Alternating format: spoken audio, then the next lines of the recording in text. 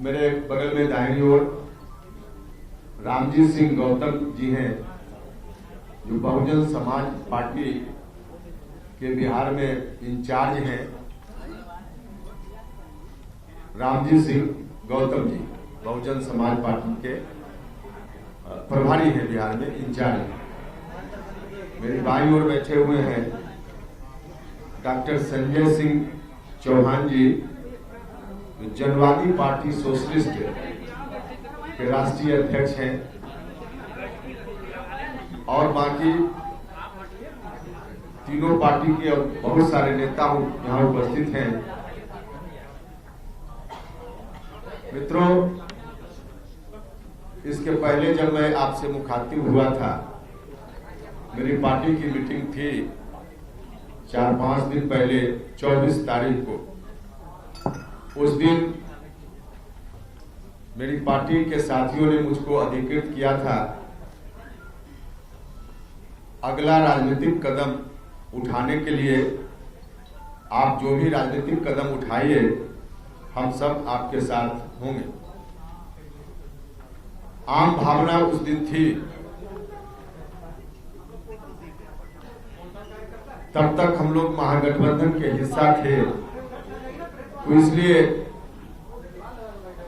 मेरी पार्टी के अधिकांश लोगों की भावना थी कि जिस रूप में महागठबंधन चल रहा है, इस रूप में अगर हम चलते रह गए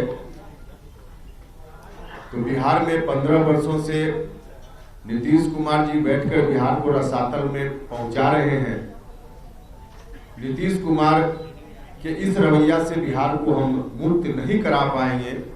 महागठबंधन जिस रूप में चल रहा है, उस रूप में अगर हम चलते रहे तो हमारी चिंता का विषय तब भी था, आज भी है, कि कैसे 15 वर्षों के नीतीश कुमार जी के कुशासन से बिहार को बाहर लाया जाए, क्योंकि बिहार की जनता चौतरफा परेशान है। नीतीश जी ने वादे तो बहुत बड़े बड़े किए थे, सपने बहुत दिखाए थे, लेकिन हुआ कुछ भी नहीं। 15 साल अपनी कुर्सी बचाने में नीतीश कुमार जी ने अपनी क्षमता का इस्तेमाल किया, जनता को भूल गए। नतीजा हुआ कि पढ़ाई लिखाई की जो व्यवस्था थोड़ी थी भी, तो पूर्णतः इनके राजकाल में सरकारी विद्यालयों से, महाविद्यालयों से, विश्वविद्यालयों से पढ़ाई लिखाई की व्यवस्था पूर्णतः चौपट हो गई। शिक्षा ऐसी चीज है जिस के माध्यम से ही गांव के गरीब घर के बच्चों की तकदीर बदल सकती है। अच्छी शिक्षा होगी, बेहतर शिक्षा होगी तो बेहतर इंसान बनेंगे। नौजवानों को भी अच्छा रोजगार तभी मिलेगा जब शिक्षा बेहतर उनको मिल पाएगी। तो नौजवान जो हमारे बिहार के रोजी रोटी की तलाश में दूसरे राज्यों में भटकते रहते हैं, दर दर की ठोकर खाते हैं, 5,000 रुपया की नौकरी उनको नहीं मिल पाती है, उसके पीछे भी बड़ा कारण है शिक्षा, अच्छी शिक्षा का बिहार में नहीं होना। तो इस तरह की स्थिति, साथ ही साथ नीतीश कुमार जी ने एक बार नहीं अनेक बार, आप सब लोग गवाह हैं, लगातार उन्होंने कहा कि भ्रष्टाचार से हम कोई समझौता नहीं करेंगे। हम जो भ्रष्टाचारी लोग हैं उनके मकान को जब्त करेंगे, उनकी जमीन को जब्त करेंगे और उनके मकान में विद्यालय खोलेंगे, अस्पताल खोलेंगे। नीतीश कुमार जी से मैं पूछना चाहता हूं, कितने सरकारी विद्यालयों में आपने सरकारी विद्यालय खोले आपने ऐसे भ्रष्टाचारियों के मकान को जब्त करके? नारा जरूर उन्होंने दिया, लेकिन पुरानी सरकार की राह पर नीतीश कुमार भी चल पड़े। पुरानी सरकार में बैठे हुए लोग दोनों हाथ से खजाना को लूटते थे। पहले वाले 15 साल वाले, नीतीश कुमार जी ने तरीका थोड़ा बदल दिया, माध्यम बीच में अधिकारियों को, दूसरे लोगों को माध्यम के रूप में इस्तेमाल किया, लेकिन लूट इनके राज्य में भी उससे भी ज्यादा और बढ़ गई। भ्रष्टाचार इतना चरम पर हो गया कि सरकारी कार्यालय में बिना घूस दिए हुए न एक काम पहले होता था और न नीतीश जी के राज में। तो चाहे विकास का मामला हो, अस्पताल में डॉक्टर नदारत, बिना डॉक्टर के अस्पताल चल रहे हैं। कोई गंभीर बीमारी हो जाए, जो गरीब लोग हैं उनके लिए इलाज की कोई व्यवस्था नहीं। 15 वर्षों में एक पीएमसीएच जो बिहार में सबसे बड़ा अस्पताल गरीबों के लिए है, उसकी स्थिति ठीक नहीं हो पाई। तो बाकी आप सब लोग देख ही रहे हैं। मैं नीतीश कुमार जी से कहना चाहता हूं कि एक अस्पताल और एक विद्यालय आप बताइए 15 वर्षों में जिसको मॉडल के रूप में आपने ठीक किया हो, बनाया हो, और आगे के लिए फिर जनता के बीच आप घूम रहे हैं, वो आप बताइए कि यही मॉडल स्कूल हमारा है एक विद्यालय, यही मॉडल अस्पताल मेरा है एक अस्पताल। जिस तरह का अस्पताल अगले 5 वर्षों में, जिस तरह का विद्यालय अगले 5 वर्षों में हम और बनाएंगे, एक भी नहीं है। हर मोर्चा पर लॉ एंड ऑर्डर का भी वही सिचुएशन है। हर तरफ हत्या, महिलाओं के साथ बलात्कार की घटनाएं, खास करके जो दलित लोग हैं, कमजोर लोग हैं, उपेक्षित वंचित लोग हैं, अति पिछड़ा समाज के लोगों के साथ उसी तरह का अत्याचार चौतरफा। तो दोनों कुल मिला जुलाकर पहले वाले 15 साल और बाद वाले 15 साल वाले जो हैं, दोनों एक ही सिक्के के दो पहलू बनकर रह गए हैं।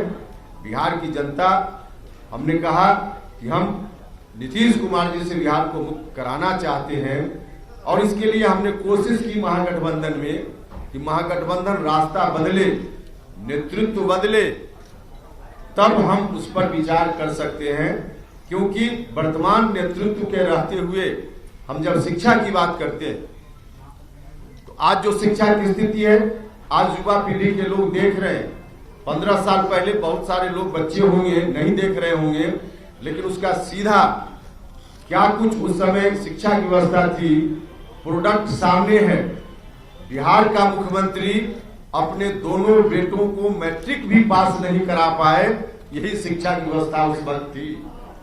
तो उससे मुक्ति के लिए हम चाहते थे कि परिवर्तन थोड़ा अपने में राष्ट्रीय जनता दल करे, लेकिन राष्ट्रीय जनता दल आज की तारीख में आम लोगों के बीच यह चर्चा का विषय है कि दोनों तरफ भारतीय जनता पार्टी की राजनीति चल रही है।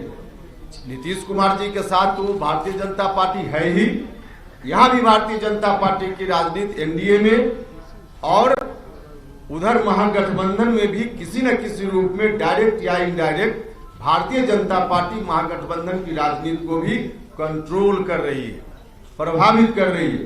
वरना राष्ट्रीय जनता दल इस तरह से नहीं चलता जिस तरह से चल रहा है। आम लोगों में चर्चा है कि भारतीय जनता पार्टी और राष्ट्रीय जनता दल के नेतृत्व के बीच कुछ न कुछ है मामला, जिसके चलते राष्ट्रीय जनता दल इस रूप में तमाम जो उनके साथ सहयोगी लोग थे, जितन राम मांझी जी के साथ, बाकी और जनता के साथ, तो इनका यही रवैया चल रहा है। आज की तारीख में जरूरत इस बात की है कि दोनों गठबंधन से अलग बिहार की जनता आज नया विकल्प चाहती, नया विकल्प चाहती है। नीतीश जी से मुक्ति चाहती है, लेकिन राष्ट्रीय जनता दल के नेतृत्व के साथ या पिछला जो 15 साल था, वहां जनता फिर से वापस नहीं होना चाहती। और यही कारण है कि नीतीश जी ने जब कुछ नहीं किया तो आज अपनी उपलब्धि की चर्चा जनता के बीच करने नहीं जा रहे। 15 साल क्या था, इसको सामने लाकर फिर से गद्दी पर आना चाहते। देखिए, नीतीश कुमार जी तो उस तरह का बर्ताव कर रहे हैं जैसे 30 नंबर लाकर कोई विद्यार्थी पास करता है, पास मार्क्स 30 है, किसी फेल विद्यार्थी को 15 नंबर आया हो और नीतीश कुमार जी उससे कंपैरिजन करके कहते हैं कि हमको 17 नंबर आया। फेल विद्यार्थी से नीतीश कुमार जी कंपटीशन कर रहे हैं, उनको 15 नंबर था तो आपको 17 नंबर, 30 नंबर आपने नहीं हासिल किया। तो आज यही स्थिति है। इसलिए जनता चाहती है, आम लोगों में इस बात को लेकर बड़ी बेचैनी की स्थिति है कि आखिर क्या करें। मुक्ति चाहिए, लेकिन मुक्ति चाहिए तो पुराना 15 साल की ओर नहीं लौटना है या जनता चाहती। और इन्हीं बातों को ध्यान में रखते हुए हमने महसूस किया कि एक नया विकल्प, बेहतर विकल्प बिहार की जनता के सामने देना चाहिए। और जो बेहतर विकल्प की हम बात करने के लिए इकट्ठा हुए हैं, इसमें तत्काल बहुजन समाज पार्टी मायावती जी के आशीर्वाद के साथ और मेरे बगल में बैठे हुए जनवादी पार्टी सोशलिस्ट, हम सब लोग आज एक साथ मिलकर गठबंधन बनाने का हमने फैसला किया है और इस हिसाब से हम लोग आगे चलेंगे। बाकी बहुजन समाज पार्टी के नेता और दूसरे नेता बोलेंगे। सिर्फ एक बात मैं कहना चाहता हूं, अब की बार शिक्षा वाली सरकार, अगर चाहिए रोजी रोटी और रोजगार, तो अब की बार शिक्षा वाली सरकार। इन्हीं नारों के साथ हम चुनाव में जाएंगे। पढ़ाई, दवाई, कमाई, सिंचाई, सुनवाई और कार्रवाई, इन्हीं मुद्दों के आधार पे चुनाव में हम जाएंगे और नया बिहार बेहतर विकल्प के साथ हम बनाना चाहते हैं। 15 साल से भी मुक्ति, 15 साल पुराना से भी मुक्ति, 30 साल में बिहार रसातल में पहुंचा। बिहार के लोगों से आग्रह होगा कि 5 साल दीजिए, हम 29 साल में रसातल में जिन लोगों ने पहुंचाया है, हम उससे अलग बिहार को, अच्छा बिहार, नौजवानों को रोजगार देने वाला बिहार, गरीब बच्चों के लिए अच्छी शिक्षा वाला बिहार बनाने का काम करेंगे। तो यही अब राम जी, गौतम जी आपके सामने अपनी बात रखें, हम क्वेश्चन का जवाब देंगे आपको। अभी हमने जो गठबंधन बनाया उसकी जानकारी हमने आपको दी, और लोग भी आएंगे तो हम उनका स्वागत करेंगे, लेकिन जब जो लोग आएंगे तब उसकी जानकारी हम आपको देंगे। हमने कहा कि राष्ट्रीय जनता दल अपना नेतृत्व बदले, क्योंकि कैसे हम बिहार के गरीब लोगों को इस बात का भरोसा दिला पाएंगे कि आपके बच्चों के लिए हम अच्छी शिक्षा की व्यवस्था करेंगे, अगर हमारा मुखिया, हमारा नेतृत्व करता खुद ही मैट्रिक पास न हो। तो कुल मिलाकर अब इस वजह से उनके यहाँ कोई सोच ही नहीं थी कि कैसे बिहार बढ़े, तो स्वाभाविक रूप से मुझको निर्णय लेना था, मैंने लिया। गए थे उस समय, गए थे तो प्रधानमंत्री बनने की लड़ाई थी, मुख्यमंत्री बनने की, बिहार का मुखिया बनने की लड़ाई नहीं थी। बिल्कुल नहीं। आज भी उस गठबंधन का बड़ा पार्टनर जो कांग्रेस है, उनका बयान आज का नहीं, लगातार मांझी जी चले गए, उनका बयान कि भले किसी पार्टी ने अपना नेतृत्व तय कर लिया हो, महागठबंधन ने अब तक फैसला नहीं लिया है।